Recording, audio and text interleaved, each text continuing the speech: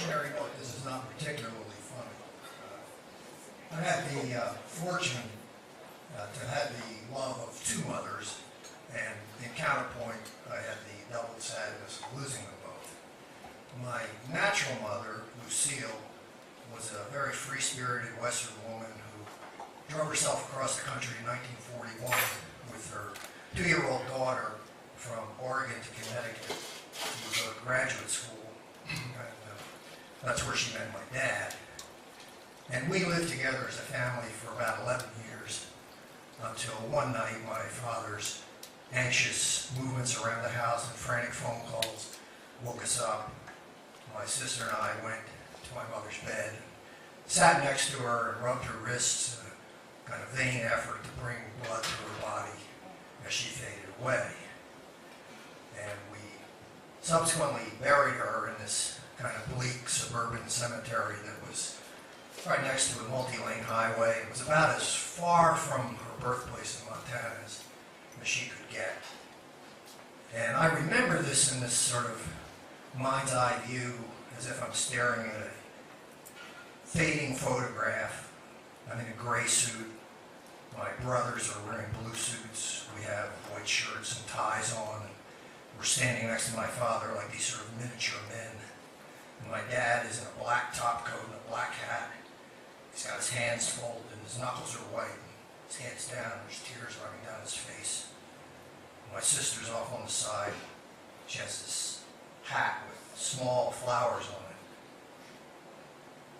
And about 4 or 5 years after that, my dad remarries, and he marries this really bright-eyed, cheerful, self-contained woman with this very subtle and deep energy, who was a widow with 4 kids of her own. So we sort of immediately became the proto-Brady Bunch.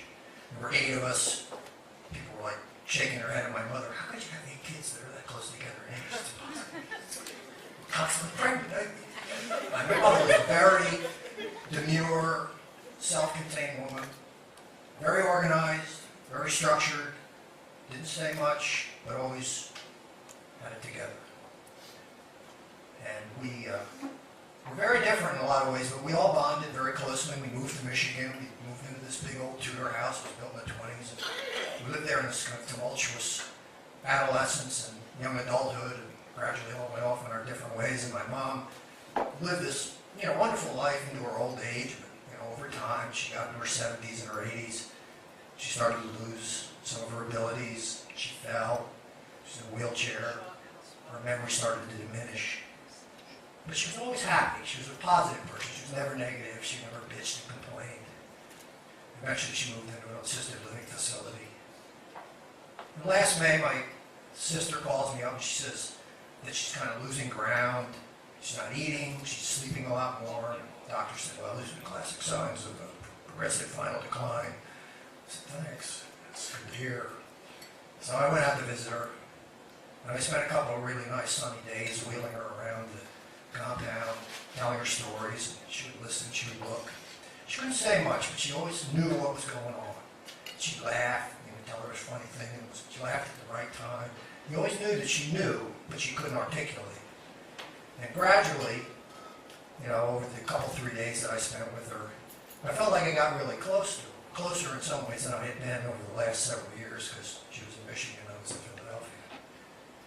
And then on the last day I was there, we're together and we're spending time, and she's looking at me, and I realized that this look that's been in her eyes all these days is conveying her love for me.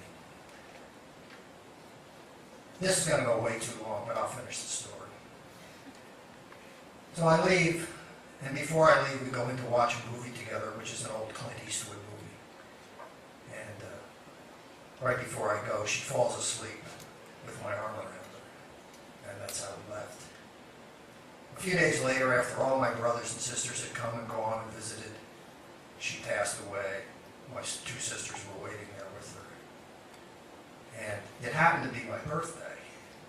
And I got up that morning and I said, okay, Mom, don't die on my birthday, please. Don't do that. But then when my sister called me and told me, I said, that's kind of cool. It's kind of weird, but it's kind of cool. It's like a strange inside-out blessing of some sort. So we buried her in this very tree-crowded, hilly cemetery where Dad was. We had a little family service, just the 6 or 8 of us who were there.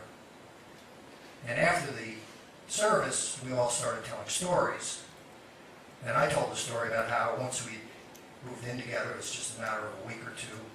I was 14. I thought I was just the king of the hill, full of piss and vinegar, and was pushing my brother around. My mother came, and she just sort of quietly separated us. Well, I didn't take the hint. I kept on going. And she turned to me, and she looked at me, and she just punched me right in the side of my chest. And this is a woman who never raised her voice. And she never punched me again, because she never had to. You know, it was like instant love, instant respect. I'm on my knees, I'm begging. And everybody cracked up. They thought this was just hilarious, because they didn't remember the story, they'd never heard it. So we leave, we drive to the restaurant. We're sitting down, we're eating, getting our food. A woman walks up to the table. We look at her and say, "That's Michelle." Yeah. Michelle's one of my mom's caregivers for like 8 years that she lived in this facility, but she left and gone on to other things. And she recognized my sister. She said, "Well, what are you doing here?" She said, "Well, we just came to eat dinner." She said, "What are you doing here?" She said, "Well, I work here." She said, "I'm off today, really. I just came in to pick up my coat that I left here." She said, "I'm really sorry. I heard about your mom. I felt really badly. I was going to send you a card." My sister said, "Well, we buried her today."